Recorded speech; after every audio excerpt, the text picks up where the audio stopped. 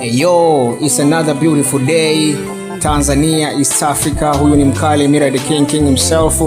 Na hewani unaisikiliza Ipe Sikio. Bana, leo tutakwenda kuipa sikio ngoma ya msanii Mabi Music. Ngoma yake inaitwa Paulina.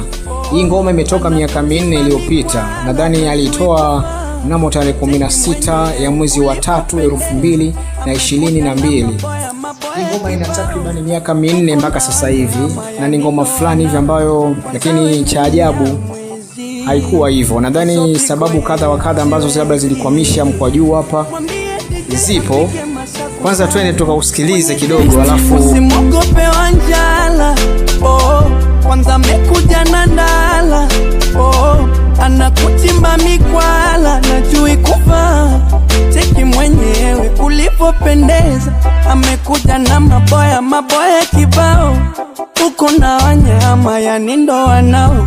Amen. Bana, nadhani umesikia kionjo kidogo cha mkwaju hapo. Kwa hiyo ukitaka kupata kwa undani zaidi, nenda kaufuate kwenye digital platform zote za Mabi Music.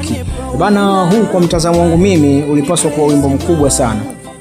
Ijapokuwa nadhani kipindi kile Mabi alikuwa ndo kwanza anajitafuta, lakini chana hivyo pia mambo, unajua tumeshazoea kuona wasanii wakifanya poa ni wasanii wakubwa tu.